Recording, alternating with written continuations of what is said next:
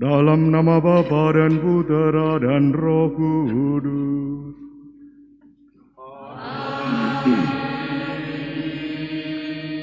Tuhan bersamamu.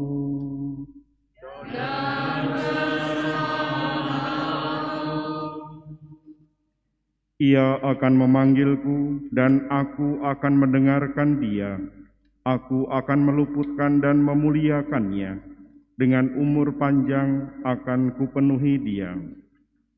Bapak, Ibu, Saudara-saudari yang terkasih dalam Kristus, Minggu Prapaskah yang pertama mengajak kita untuk kembali kepada Tuhan sendiri, menimba semangat dan kekuatannya, agar masa Prapaskah, masa retret agung ini mampu kita jalani dengan setia, sehingga kita makin bisa dan mampu untuk merasakan gerakan-gerakan Tuhan di dalam kehidupan kita masing-masing. Maka marilah kita menyiapkan hati dan diri kita mohon rahmat belas kasih Allah atas segala dosa dan kesalahan kita, agar kita layak dan pantas untuk merayakan peristiwa penyelamatan ini.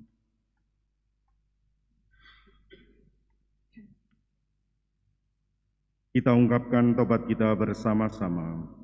Saya mengaku kepada Allah yang Maha Kuasa dan kepada saudara sekalian bahwa saya telah berdosa dengan pikiran dan perkataan, dengan perbuatan dan kelalaian. Saya berdosa, saya sungguh berdosa. Oleh sebab itu saya mohon kepada Santa Perawan Maria, kepada para malaikat dan orang kudus, dan kepada saudara sekalian, supaya mendoakan saya pada Allah Tuhan kita. Semoga Allah yang Maha Kuasa mengasihani kita, mengampuni dosa kita, dan mengantar kita ke hidup yang kekal. Amin.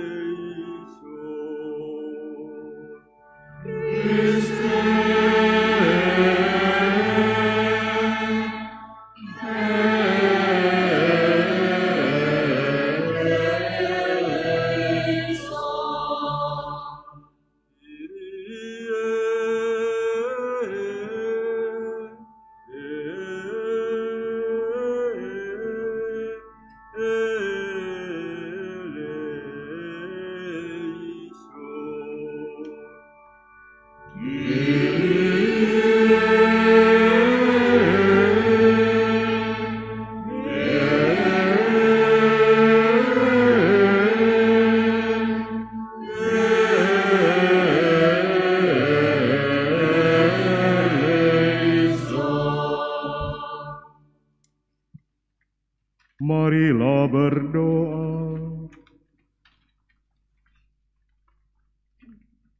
Intensi misa hari ini kita berdoa untuk anak-anak SMA kelas 12 yang menghadapi ujian mulai tanggal 7 Maret. Semoga Tuhan membimbing mereka di dalam persiapan dan bisa melakukan tugasnya dengan baik sehingga memperoleh hasil yang sesuai. Kita berdoa juga untuk saudara-saudari kita, Bapak Yohanes Teguh Budiono, Bapak Yohanes Suparto, Bapak Petrus Sujiran, Ibu Katarina Sri Rumani, Ibu Maria Suryatemi, dan semua jiwa di api penyucian. Semoga Tuhan mengaruniakan rahmat, pengampunan dosa, dan kedamaian kekal bagi mereka. Kita satukan semua doa dan intensi kita bersama dengan doa gereja.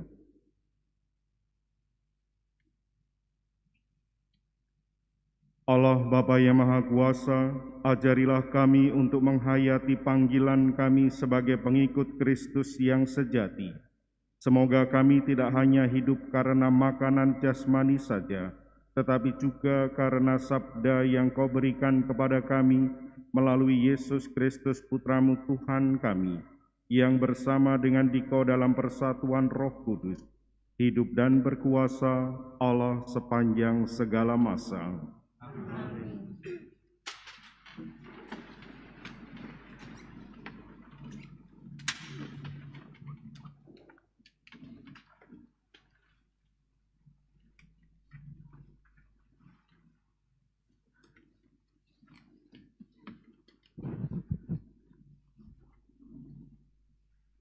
Bacaan dari Kitab Ulangan. Pada waktu itu, Musa berkata kepada bangsa Israel tentang hang ilwal persembahan. Katanya, imam harus menerima buah bungaran dari tanganmu dan meletakkannya di depan mezbah Tuhan Allahmu. Kemudian engkau harus menyatakan di hadapan Tuhan Allahmu begini.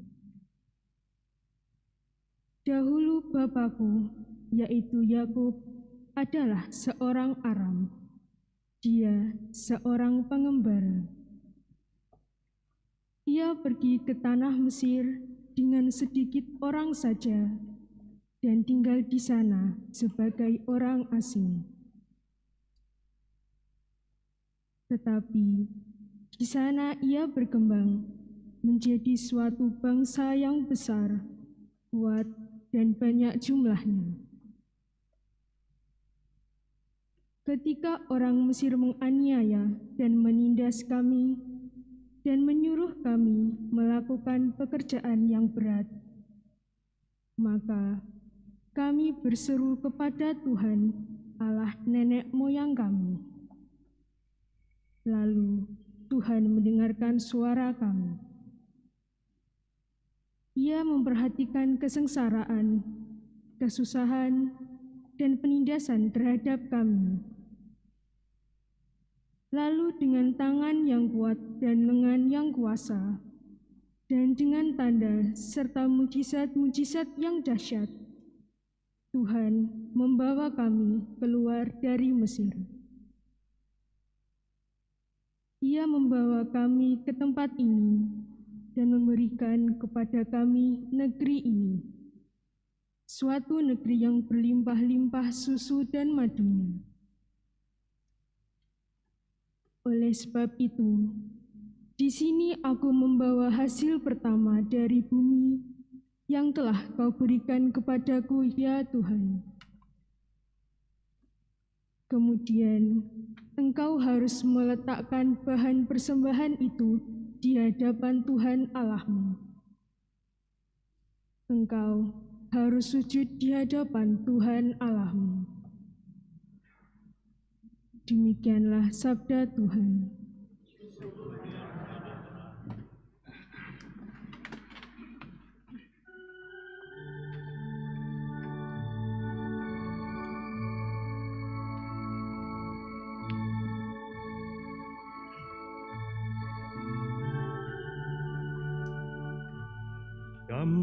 Dampingilah aku ya Tuhan di dalam kesesakan.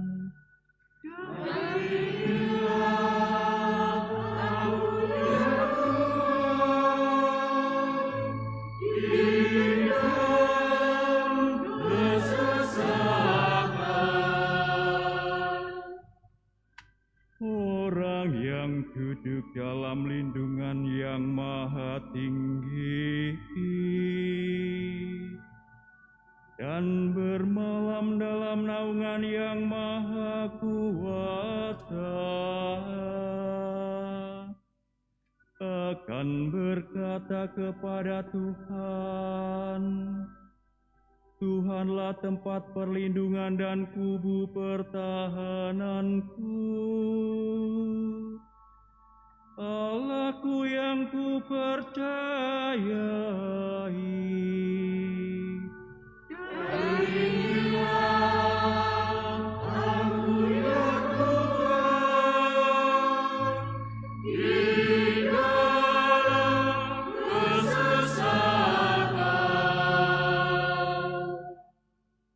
malapetaka tidak akan menimpa kamu, dan tulah tidak akan mendekat kepada kemahmu.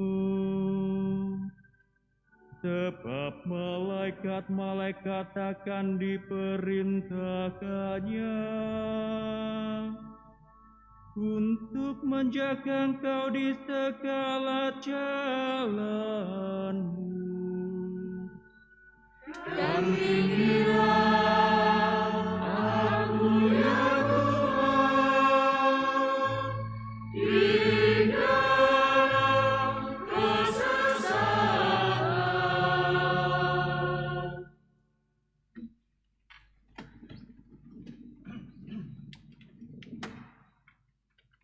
Bacaan dari surat Rasul Paulus kepada jemaat di Roma. Saudara-saudara, inilah yang dikatakan kitab suci. Firman itu dekat padamu, yakni di dalam mulut dan di dalam hatimu. Itulah firman iman yang kami beritakan. Sebab jika kamu mengaku dengan mulutmu bahwa Yesus adalah Tuhan, dan percaya dalam hati bahwa Allah telah membangkitkan Dia dari antara orang mati, maka kamu akan diselamatkan. Karena dengan hati orang percaya dan dibenarkan, dan dengan mulutnya orang mengaku dan diselamatkan. Karena kitab suci berkata, siapa saja yang percaya kepada Dia tidak akan dipermalukan. Sebab tidak ada perbedaan antara orang Yahudi dan orang Yunani. Karena Allah yang satu itu adalah Tuhan semua orang, dan Dia kaya bagi semua orang yang berseru kepadanya. Sebab siapa saja yang berseru kepada nama Tuhan, ia akan diselamatkan. Demikianlah sabda Tuhan.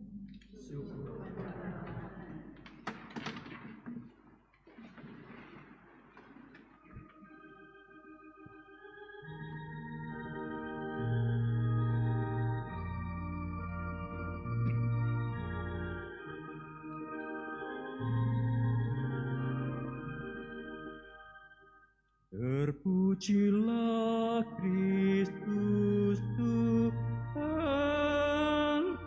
Sang Raja kemuliaan kekal.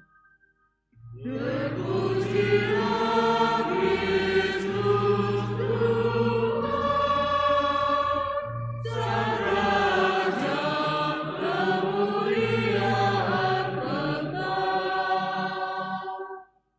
Manusia hidup bukan dari roti saja,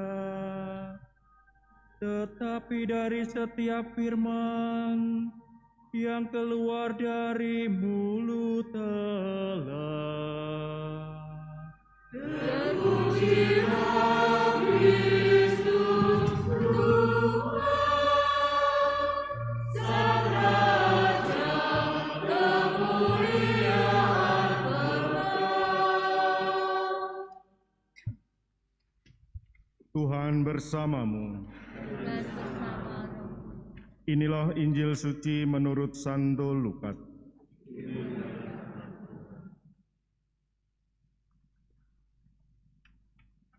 Sekali peristiwa, Yesus yang penuh dengan Roh Kudus kembali dari sungai Yordan, lalu dibawa oleh Roh Kudus ke padang gurun. Di situ 40 hari lamanya ia dicobai iblis. Selama hari-hari itu, Yesus tidak makan apa-apa, dan setelah itu ia lapar. Lalu berkatalah iblis kepada Yesus, "Jika engkau putra Allah, katakanlah kepada batu ini supaya menjadi roti." Jawab Yesus kepadanya, "Ada tertulis, manusia hidup bukan dari roti saja." Kemudian iblis membawa Yesus ke suatu tempat yang tinggi, dan dalam sekejap mata ia memperlihatkan kepada Yesus semua kerajaan dunia. Kata iblis kepadanya, "Segala kuasa itu serta kemuliaannya akan kuberikan kepadamu, sebab semuanya itu telah diserahkan kepadaku, dan aku memberikannya kepada siapa saja yang kukehendaki. Karena itu, jika engkau menyembah aku, seluruhnya itu menjadi milikmu." Tetapi Yesus berkata kepadanya, "Ada tertulis, engkau harus menyembah Tuhan Allahmu, dan hanya kepada Dia sajalah engkau harus berbakti." Kemudian iblis membawa Yesus ke Yerusalem dan menempatkan Dia di puncak bait Allah, lalu berkata kepadanya, "Jika engkau putra Allah, jatuhkanlah dirimu dari sini ke bawah, sebab ada tertulis, mengenai engkau, aku akan memerintahkan malaikat-malaikatnya untuk melindungi engkau, dan mereka akan menerima engkau di atas tangannya, supaya kakimu jangan terantuk pada batu." Yesus menjawab, "Ada firman, jangan engkau mencobai Tuhan Allahmu." Sesudah mengakhiri semua pencobaan itu, iblis mundur dari hadapan Yesus dan menunggu saat yang baik. Demikianlah sabda Tuhan.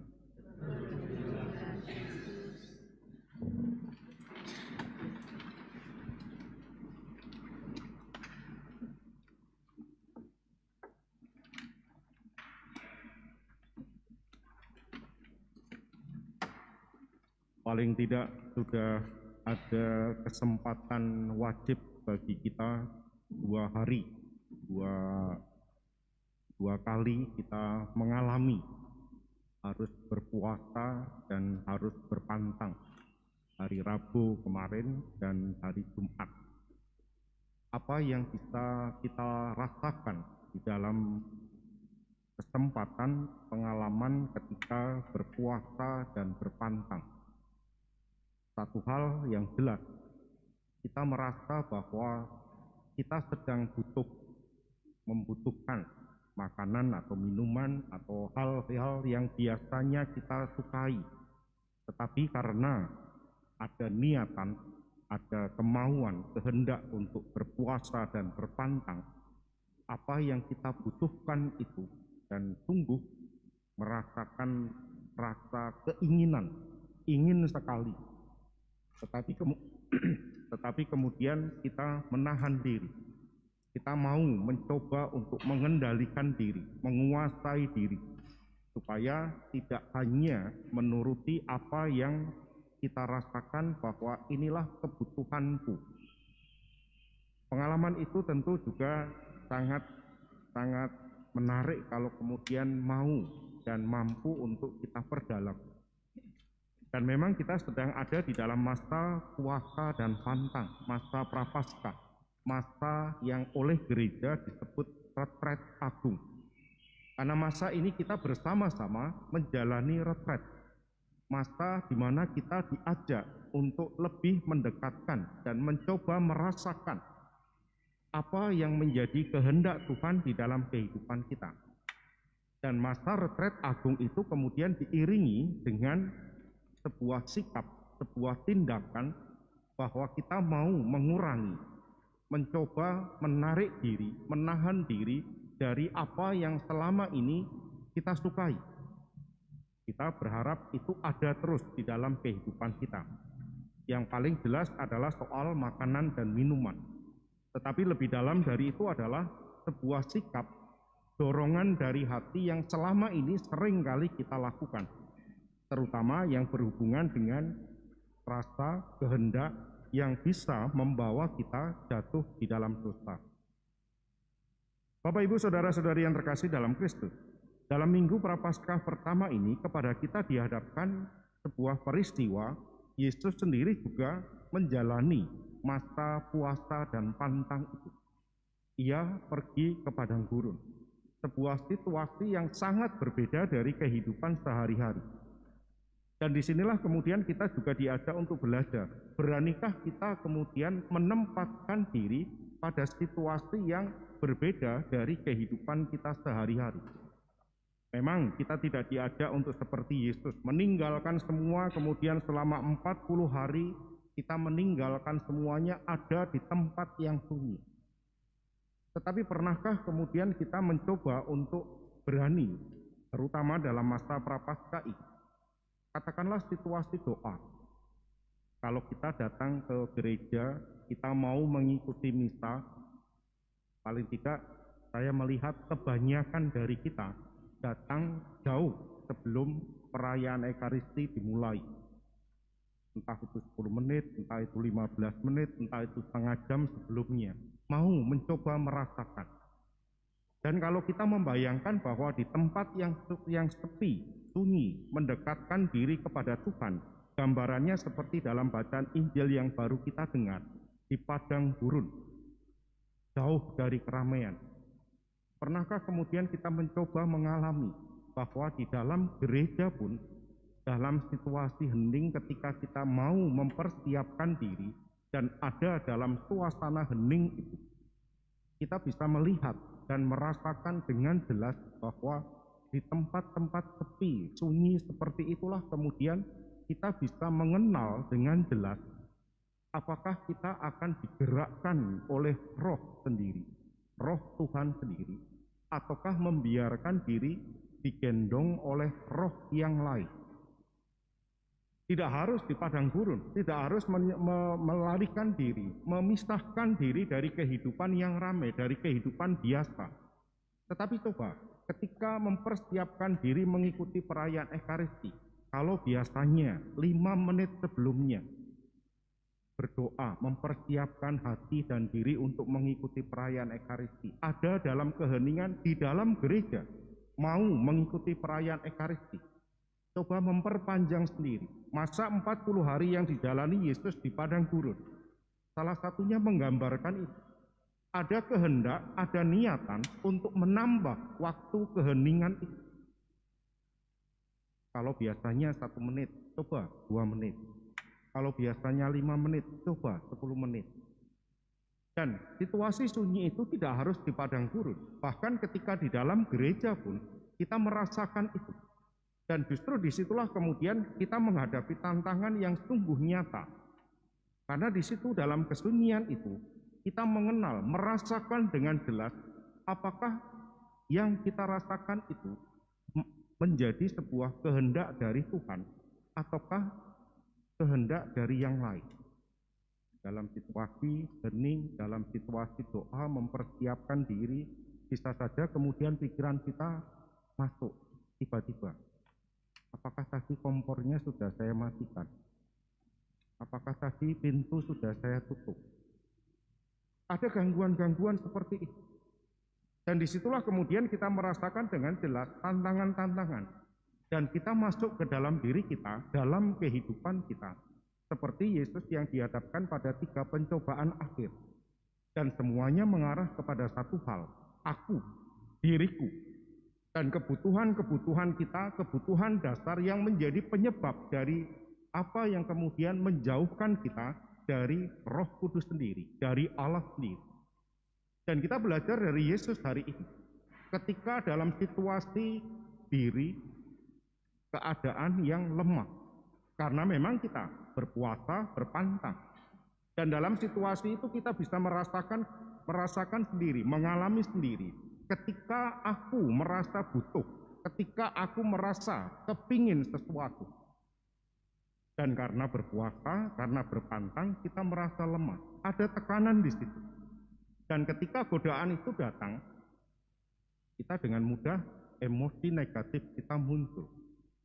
Ketika kita sedang berdoa di gereja, dalam keheningan, ada Tuhan. Kita yakin Tuhan ada di dalam gereja. Kita berdoa, kita hening, lalu kemudian tiba-tiba ada suara muncul. Contoh kecil, apa yang kemudian muncul secara spontan dalam perasaan kita, dalam hati kita?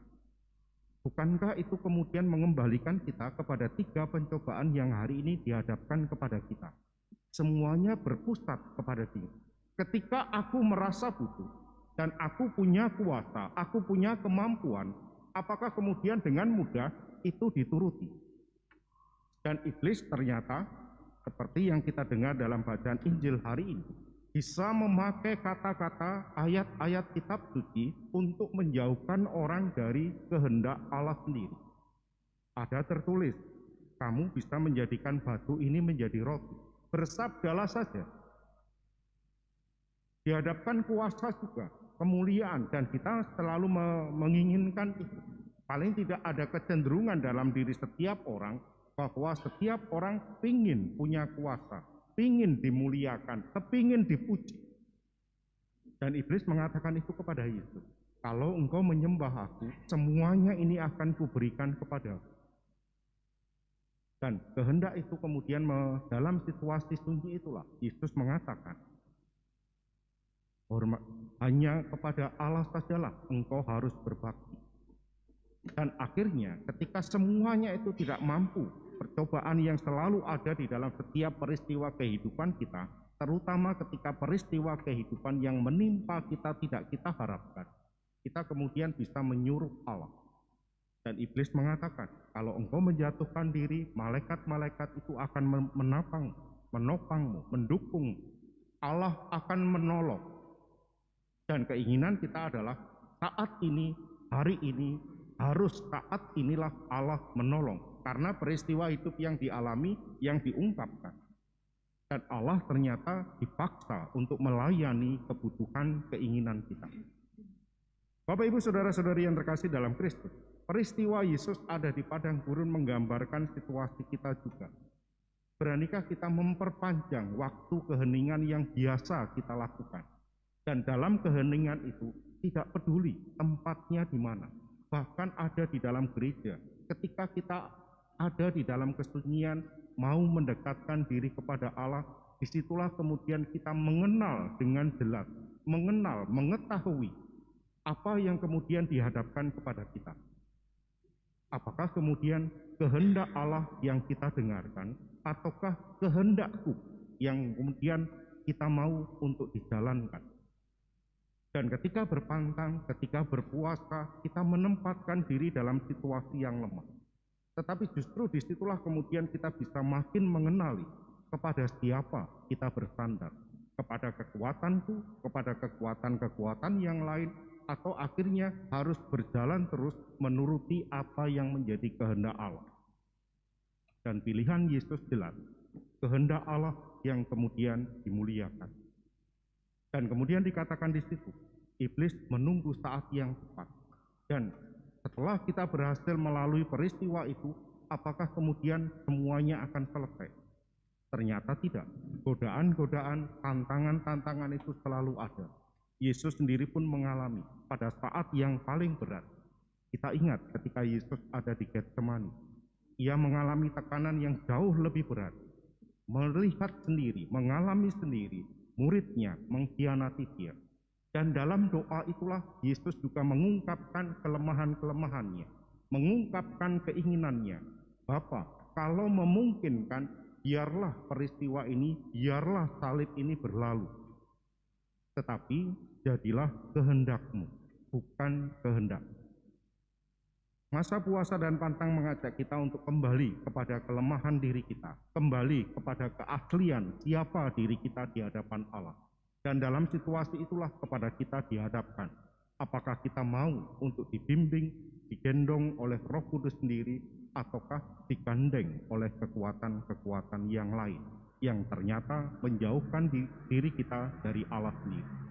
Maka di dalam perayaan Ekaristi hari ini kita diajak untuk menimba semangat dan kekuatan dari Kristus sendiri, agar masa retret agung ini bisa kita jalani dengan setia, dengan segala tantangan dan godaannya, dengan kelemahan-kelemahan yang kita alami. Sehingga dalam kelemahan itulah kita mengandalkan rahmat ilahi yang telah diberikan kepada kita. Sehingga kemudian apa yang kita lakukan di dalam masa retret agung ini sungguh-sungguh kemudian merupakan pengalaman yang indah akan belas kasih Allah, dan kemudian kita pun mampu menyebarkan dan mewujudkan belas kasih itu di dalam sikap dan kehidupan kita. Berkat Tuhan senantiasa menyertai kita.